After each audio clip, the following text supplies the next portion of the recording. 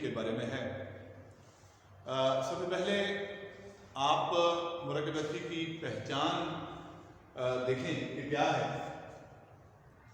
اردو میں دو الفاظ اور ان کے درمیان لفظ ہو اور، یعنی اردو میں اگر دو لفظوں کو اور کے ذریعے جوڑا گیا ہو، دو لفظوں کے درمیان اور ہو، تو آپ دیکھتے ہی اس کے بارے میں یہ کہہ سکتے ہیں کہ یہ مرکب عطفی ہے۔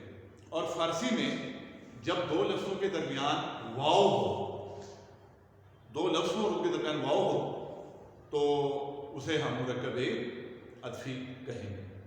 مثال کے طور پر روٹی اور پانی، یہ اردو کا مرکب عطفی ہے، اور نام و آب جو ہے یہ فارسی کا مرکب عطفی ہے۔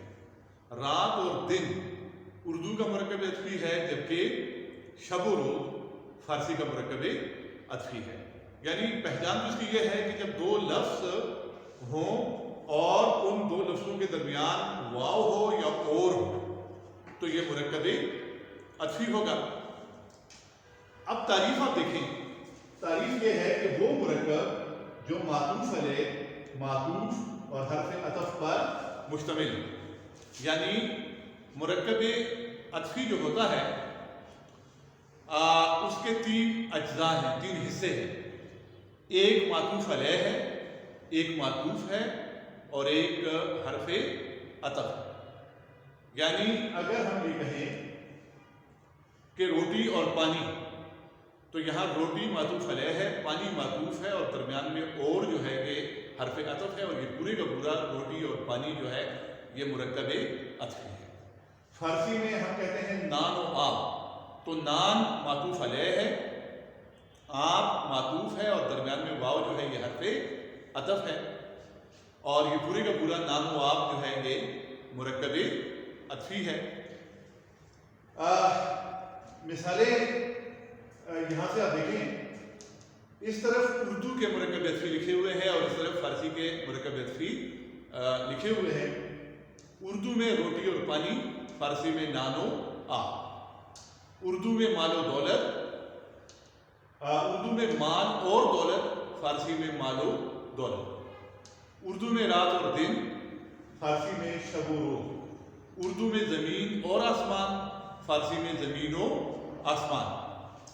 اب آپ ان مرکبات عطفی پر غور کریں تو ایک بات جو میں آپ سے اکثر کہا کرتا ہوں کہ فارسی اور اردو کا جو آپس میں رشتہ ہے، جو قربت ہے، تو وہ آپ کو ان کو لیکچرز میں اور یہ کورس جو آپ پڑھیں گے، اس کورس میں آپ کو جگہ جگہ اس بات کا احساس ہوگا کہ فارسی اور اردو جو ہے ایک دوسرے کے بہت قریب ہے۔